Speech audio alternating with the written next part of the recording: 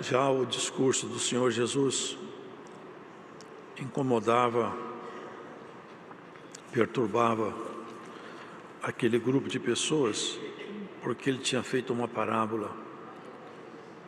E aquela parábola dizia a respeito à própria natureza humana e a natureza divina que há em cada um de nós. Parábola do mordomo infiel. E ele havia dito também que não tem como uma pessoa amar a Deus e amar ao mundo, ser amiga de Deus e ser amigo do mundo, porque os amigos partilham valores e diversões e diálogos.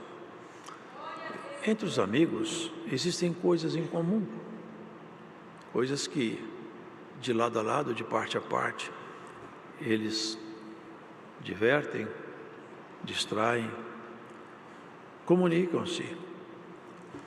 E aqui o Senhor estava mostrando exatamente isso, irmãos, um pouco antes, porque os fariseus, eles eram avarentos, eles gostavam só de acumular, corria atrás só do dinheiro, dos prazeres. Como que se faz amizade com o mundo? É só nós tomarmos assento em todas as diversões que o mundo nos propõe. Eu já vi pessoa falar comigo: eu não mato, eu não roubo. Faz muito bem de não matar e de não roubar, porque são pecados. Mas tem muitas coisas que as pessoas não fazem, mas fazem outras. Quem tropeça no mandamento, tropeça em tudo. Se eu não amar meu próximo, eu já tropecei na lei do Senhor, na graça. Tem muitas coisas que nós somos livres, nem por isso nós podemos nos justificar. Paulo fala: em nada eu me sinto culpado, nem por isso me dou por justificado. É Deus quem me julgará. Então, irmãos, começa a palavra hoje nos orientando nisso. Não podemos ser amigos de Deus se nós formos amigos do mundo. O Senhor disse assim para os seus discípulos: sabe por que o mundo não gosta de vocês mais? É porque vocês não são mais do mundo. Eu coloquei em vocês a minha palavra, ela cresceu e transformou o jeito de vocês sentirem e viverem, e agora o mundo não consegue se comunicar bem com vocês, porque vocês já não podem partilhar dos mesmos prazeres, das mesmas diversões. Por isso que nós temos que restringir. Sabe o que diz o apóstolo? Eu subjugo meu corpo à servidão. Eu posso fazer qualquer coisa, eu sou livre, mas nem tudo me convém. Eu poderia fazer muitas coisas pela minha liberdade, mas pela minha consciência eu não as farei. A minha consciência me amarra, ainda que a liberdade me mantenha solto. A amizade com o mundo é mais comum do que se pensa entre os crentes. Mais comum do que se pensa. Porque gradativamente o homem e a mulher, o moço, a moça, vai se enturmando com aquilo que as pessoas aí fora vivenciam, a ponto de muitos hoje não considerar mais algumas coisas como pecado, como se Deus tivesse mudado. Uma coisa que acontece com Deus é isso: Ele é imutável. Aquilo que é perfeito não sofre mudança, irmãos. A mudança é própria da imperfeição. A perfeição não tem mudança. Se nós tivermos que fazer uma análise, de quem é que nós estamos ficando mais amigos? Do mundo ou de Deus? Porque também tem essa opção maravilhosa, ser amigos de Deus, amigas de Deus. Vocês lembram aquela vez, narrada lá pelo apóstolo, a primeira pessoa que viu Jesus, a primeira pessoa que entrou lá, que olhou o sepulcro, que conversou com os anjos, foram discípulas, porque tornaram-se amigas do Senhor. E quando eles falavam, o Senhor falava isso, eles ficavam furiosos.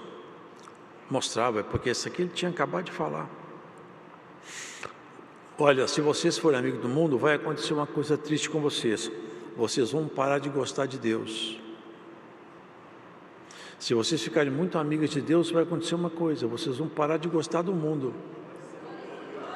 São caminhos naturais, eles são totalmente opostos. Vocês vejam que a descrição que nós vamos ler aqui, rever, os caminhos são opostos e nós temos que fazer assim essa verificação. Vocês vejam, eu falo sempre isso, às vezes está em voo internacional, a pessoa está com o ticket na mão, já olhou o voo, pôs no bolso, passou uma meia hora, ele olha outra vez, aí não, eu não posso perder o voo.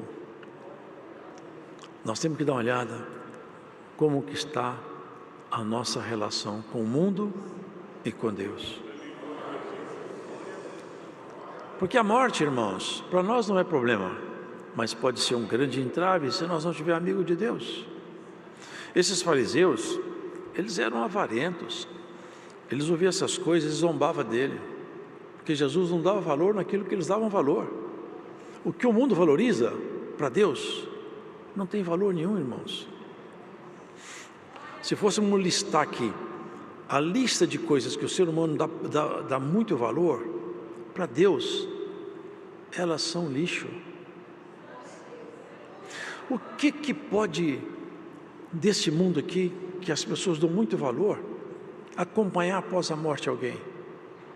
Medite nisso. O que anda com você? São exatamente as características de Cristo impregnadas no seu caráter.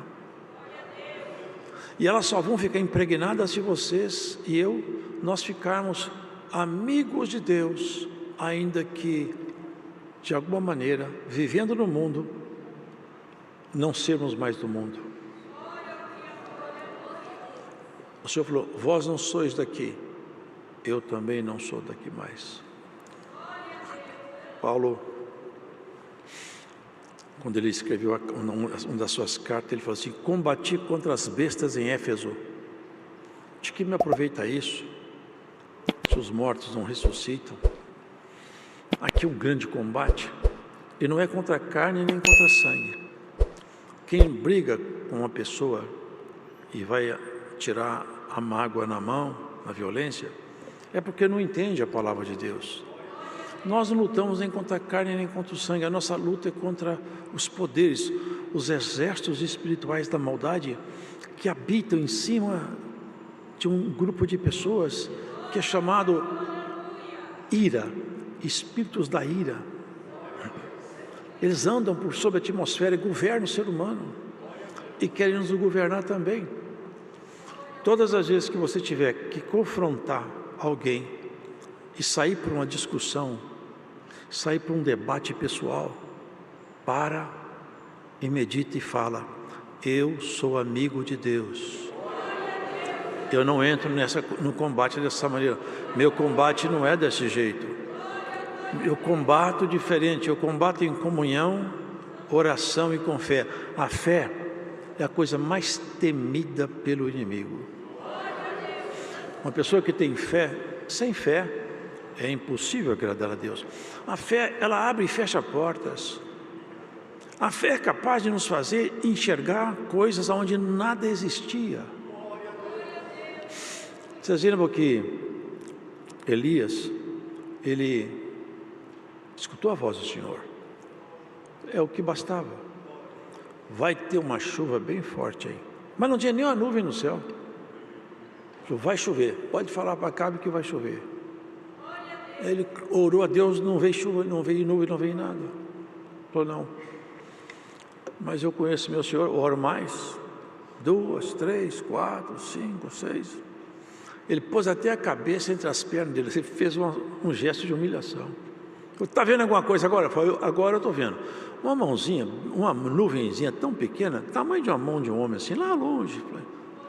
Já vem um chuveiro por aí. Pode falar para cá, embora que a chuva vai cair. Deu um temporal lá. Entrou pelo caminho da fé. Hoje, O Senhor te propõe e nos propõe. Vamos viver se há a fé e de tal maneira recusar o mundo. Recusar o mundo. Muitos falam, eu não estou no mundo. Claro que nós estamos no mundo, mas no sentido espiritual não. Mas a gente tem, eu ouvi isso uma vez, eu acho importante. São duas etapas, né? Nós saímos do mundo, quando nós paramos de compartilhar com que aquilo que o mundo compartilha e é pecado. E a fase posterior é quando o mundo sai de nós. É quando nós tiramos de nós tudo que nós pegamos de lá. Essa é que é a posição maravilhosa. O Senhor Jesus reprovava eles. Vós vos justificais a vós mesmos diante dos homens. Mas Deus conhece os vossos corações, porque o que entre os homens é elevado, perante Deus é abominação. Eles se achavam, eles vestiam de roupas muito bem aparamentadas, e eles eram respeitados demais. Eles tinham os filatéricos, onde eles andavam as pessoas abaixavam a cabeça, chegavam para ele, chamava ele de pai, de mestre, beijava a mão deles. Você falou assim, mas vocês são assim respeitados? Porque as pessoas não conhecem vocês por dentro. Eu conheço vocês. Eles respeitam vocês porque vocês têm fachada. Mas isso aqui não me engana, eu conheço vocês.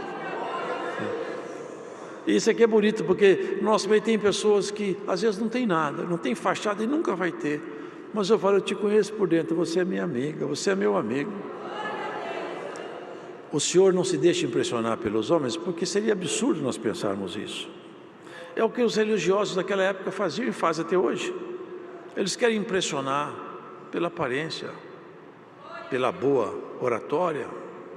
Paulo falou, eu quando fui ter com vocês, eu não fiquei fazendo um discurso muito rebuscado, porque vocês ficassem impressionados com a minha erudição. Não. Eu fui falar com vocês, meu assunto é esse, é Jesus Cristo crucificado. Meu assunto é só esse. Meu assunto é a cruz de Cristo que tirou a minha miséria e pregou lá. E eu vivo essa cruz de Cristo todos os dias, porque nela eu fui justificado.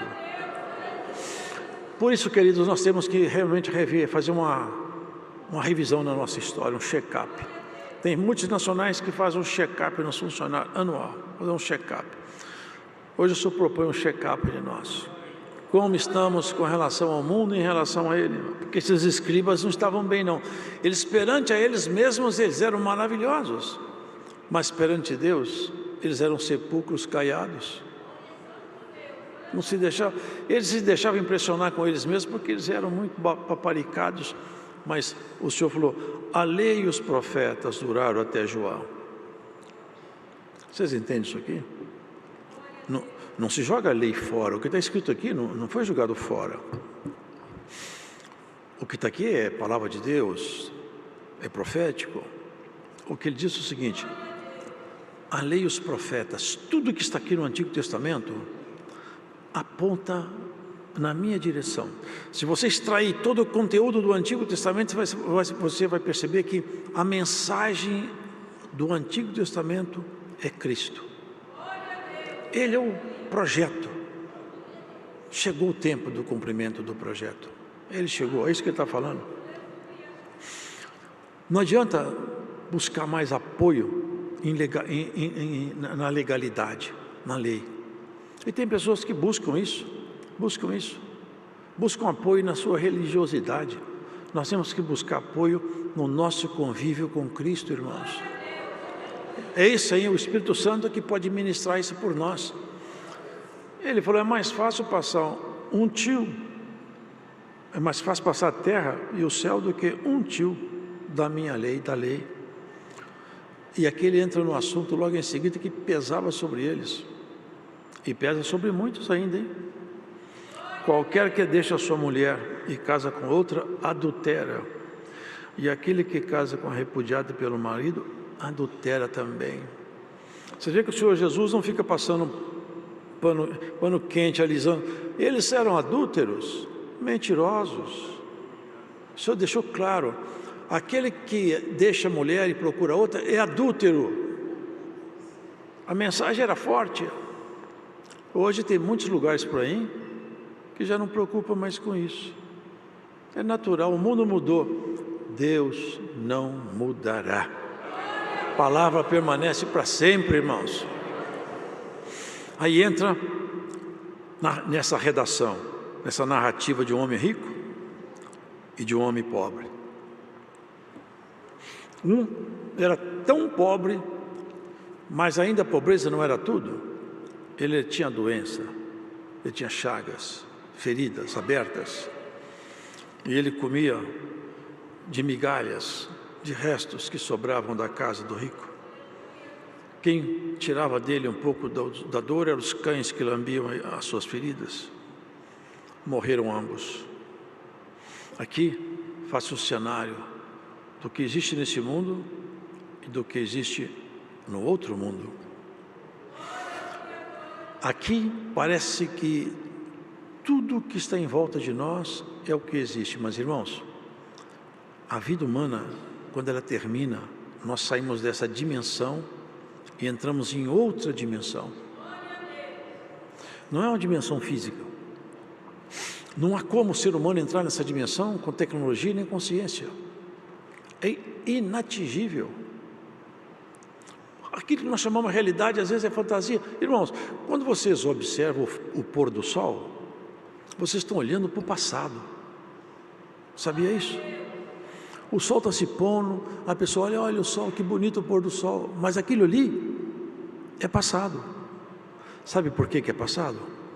Porque a luz do sol demora 8 minutos para vir do sol até na terra. Enquanto o sol está se pondo para nós, o sol já não está. Aquilo já aconteceu, é que o tempo de chegar a luz até aqui demora. Tem estrelas que eles olharam no passado aí, ó. Eu vi até uma delas, não me lembro o nome. Foi em 1950 e poucos. Essa estrela tinha morrido há muito tempo, que essa estrela não existe mais. Mas demorou tanto para chegar a luz dela aqui, e só depois dela morta que a luz chegou. Vocês percebem que nós vivemos num mundo que tem até o que nós achamos que é, não é? E o depois? E o depois? Eu falo sempre isso. Irmão, se o ser humano pudesse conhecer assim, conhecer mesmo, entrar num ambiente desse aqui, porque quem foi no céu tem registro, quem for no inferno, aqui na Bíblia não tem registro, eu não me lembro de ter visto. Quem foi no céu precisou de um espírito esbofetear a face dele para ele não ficar soberbo. Foi Paulo. Agora, quem foi no inferno, eu acho que se alguém tivesse ido lá e voltasse, não precisava de nenhum espírito perturbar ele mais. Eu acho que ele ia acampar dentro das igrejas. Nunca que eu quero ir para esse lugar terrível. Essa é a narrativa que está aqui, irmãos. É o rico que tem tudo na mão. Esse rico aqui, irmãos, ele figura também a riqueza do mundo. Vocês lembram qual foi uma das linhas de tentação do inimigo com Cristo? Foi aqui, ó. Levou ele no alto de um monte e mostrou o mundo e a sua glória.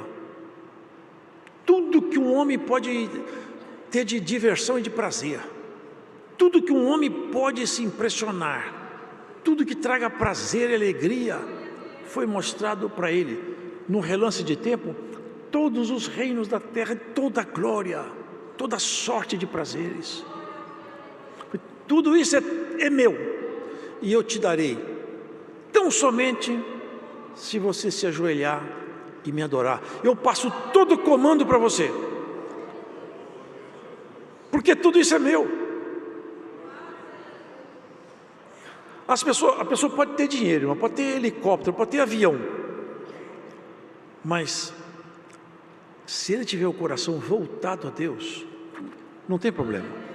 A questão aqui é que a riqueza possuiu esse homem. Ele não possuiu a riqueza possuiu ele. Tem pessoas que são possuídos pela riqueza, possuídos pelo nome, possuídos pela titulação acadêmica, pela influência política, pelo corpo. Tem pessoas que são possuídas pelo corpo, normalmente as mulheres, mas os homens também. O corpo é que possui a pessoa. Ostenta, mostra, desnuda, é um requinte de sensualismo. É vista, tirada, fotografia, filmado, tratada como semideusa, semideuses, homens que andam seminus, mulheres que andam seminuas. É o mundo. Será que o crente pode estar junto de um negócio desse? Pode participar, pode assistir um desfile desse aí? Será que nossa escala de valores não está sendo trocada? Será que nós não estamos sendo trapaceados? Eu não tenho nada contra a academia, mas tem pessoas que só vão na academia para modelar o corpo e vestem uma veste tão apertada que é sensual. Como que pode uma mulher santa sair com o corpo assim, mostrando o corpo provocante na rua? Como que pode os homens fazer a mesma coisa hoje? Quem fica amigo do mundo se torna inimigo de Deus. Mas isso aqui não é nada. Bom, nada preocupa muito. Os grandes tropeços, as grandes quedas sempre são decorrentes de pequenos tropeços sucessivos.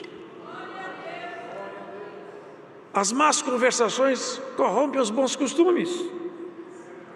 Tudo isso aqui é meu, eu tenho de tudo, eu tenho um quitute, eu tenho um prato para quem quiser, eu tenho um paladar variado. E ele não está falando de dentro do inferno, ele está falando da terra. Eu tenho oferta para todo mundo, e cada dia vai ter um para tentar, uma proposta aqui, outra ali. E se nós não estivermos firmados no Senhor, nós podemos ser tragados pelo mundo. Não é que nós somos vencidos, porque quem está dentro de nós é invencível. É a nossa escolha que faz isso.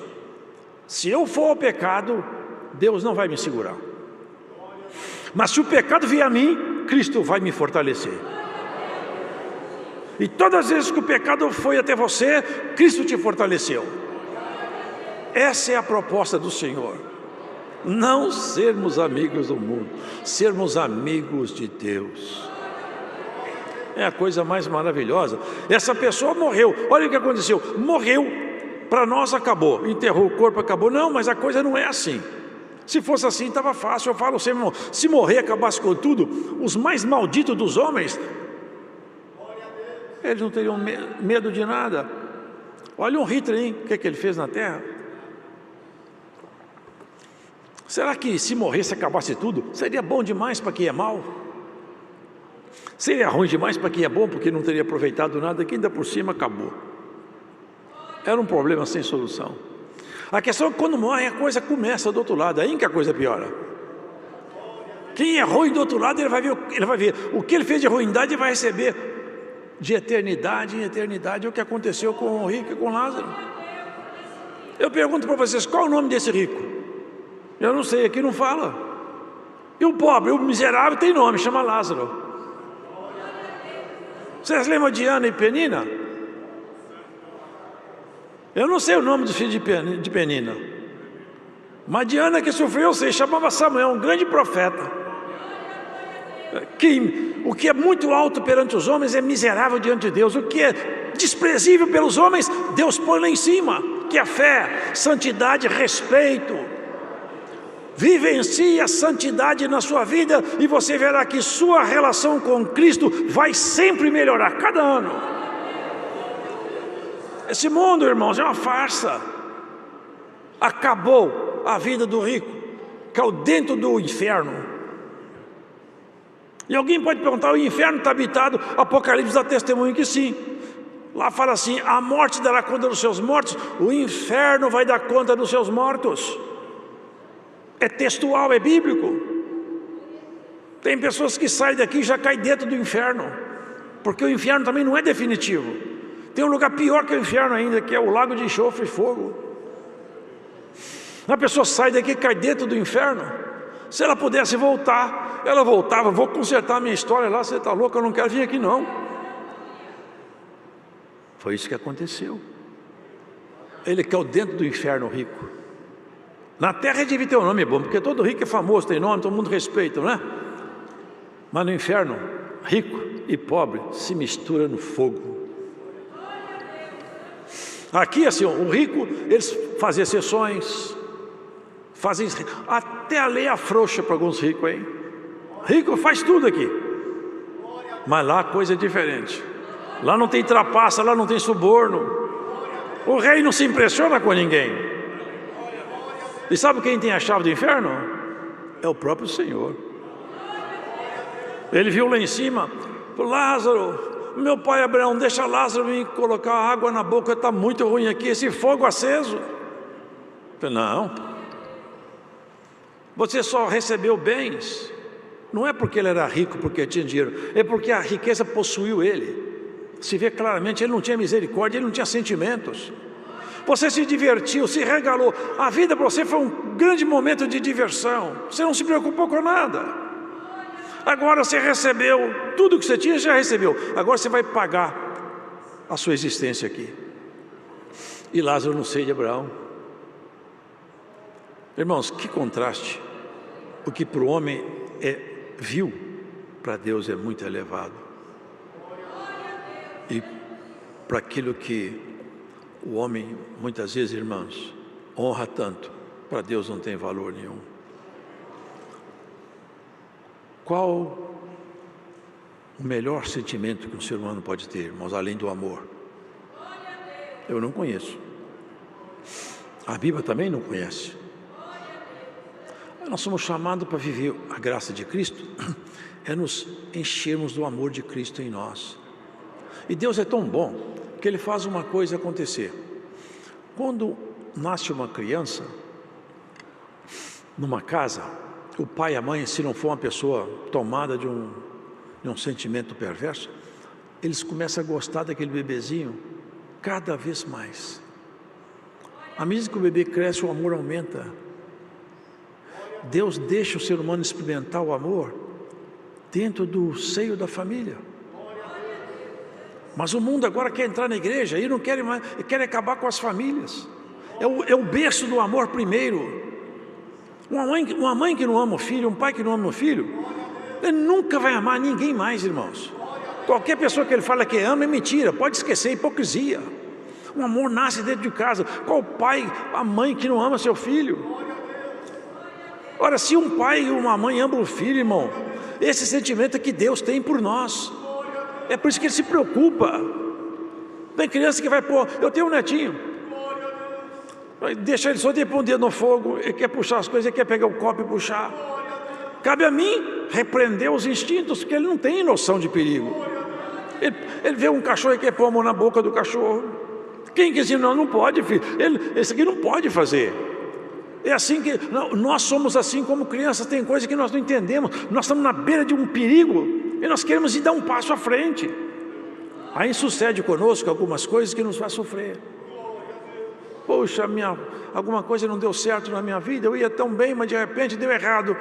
É Deus tirando você do abismo. É Deus tirando você da queda. É Deus tirando você da vergonha. É Deus, o Pai, cuidando do Filho. O maior homem que esteve aqui, ninguém foi maior do que ele, João Batista. O Senhor disse, dos nascidos de mulher, ninguém foi superior a João Batista. Ninguém. Portanto, todos os apóstolos ficaram menores do que ele, evidentemente. Esse homem a glória dele era uma só: apontar Jesus e falar dele.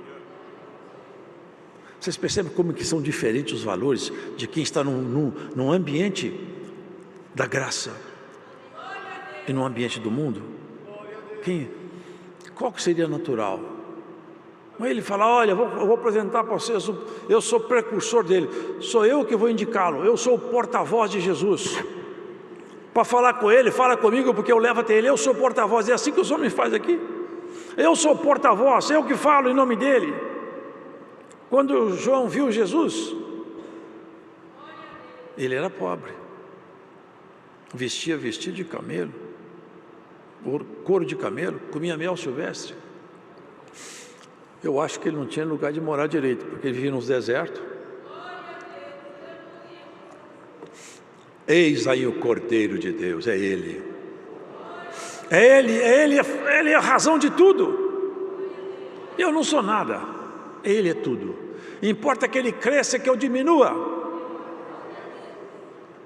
Para os homens ele não valeu nada, mas para Deus, eu nunca vi um homem dessa envergadura. É o maior homem que já passou por aqui, porque ele se abaixou para levantar Jesus, o nome dele perante todos. Ainda quiseram colocar ciúme nele. Escuta, mas aquele povo que você tinha aí como seus discípulos, agora está tudo seguindo Jesus. E é para seguir mesmo? Eu já falei para vocês, ele é a luz, eu não sou luz. Ele é que é a luz, eu não sou luz. Mas ele falou uma coisa tão bonita, não é? Quem tem a esposa é o esposo. É por isso que, irmão, nós temos que meditar nisso, irmão. Nós temos que ser amigo de Deus para ser esposa, a figura da noiva. Mas quem tem o esposo é a esposa. Mas o amigo do esposo fica alegre quando escuta a sua voz. Ele se intitulou humildemente, sem fazer muito barulho, eu sou amigo dele. Ele não veio para mim, ele veio para buscar um povo, resgatar um povo. Eu apenas fiquei de fazer um anúncio antes, para que quando ele chegasse o pessoal não revoltasse e ele tivesse que destruir todo mundo. Eu fui o pacificador da chegada do Senhor. O Senhor Jesus falou assim: esse é aquele do qual se diz: eis que enviarei meu anjo perante a tua face. O inferno continua recebendo clientela todo dia, viu? Milhões de pessoas morrem todos os dias. E eu posso falar sem medo de errar que milhões delas caem dentro do inferno. Se nós tirássemos uma filmagem ou uma gravação dos gritos de horror, que deve ser isso aí, ia assombrar a humanidade. Mas por outro lado, o seio de Abraão, que é o paraíso, é o nosso paradeiro. Sabemos isso, irmãos. O reino de Deus não é feito de aparência. O Senhor falou assim: vocês não vão dizer, o reino meu aqui, porque meu reino já está entre vocês. Ele reinava sobre aqueles homens, e hoje ele reina sobre nós também. Ele sobre nós é rei, é o rei Jesus, e reina pelo Espírito Santo que ele enviou no seu coração. Pelo Espírito Santo em você ele reina, governa, instrui, ensina, protege, repreende e, pode ter certeza, transforma. Grande parte do nosso ser está em pleno processo de transformação. Até o final de nossa jornada chegaremos lá conforme ele propôs para nós. A parábola do mordomo infiel que ele falou antes mostrava o mordomo recebendo uma ação de despejo da casa. Ele tomava conta de uma casa e ia falar com ele: você vai ser despedido, pode deixar a casa aí. Ele falou: puxa vida, eu não tenho onde ir. Eu também não quero ficar pedindo esmola. Eu já sei o que eu vou fazer umas amizades aqui para quando eu sair daqui eu ter com quem encontrar. Sabe como é que é feito o despejo, queridos? Sabe como é que vem o requerimento de despejo do mordomo? É quando vem uma sentença de um médico e fala: pelo que eu vi aqui nos exames, infelizmente nós não temos mais o que fazer com você. O mordomo vai deixar a casa fica no cemitério e o mordomo vê para onde que ele vai, se vai para o Hades ou vai para o seio de Abraão. Essa é a proposta. Nós somos apenas o mordomo dessa casa, porque nós não construímos nada. No dia que vier a ação de despejo, se você for amigo e amiga de Deus, você vai para as moradas eternas. Quem não for, vai para os gemidos eternos. É a palavra de Deus. Deus seja louvado. As orações são sempre feitas pelos irmãos que estão aqui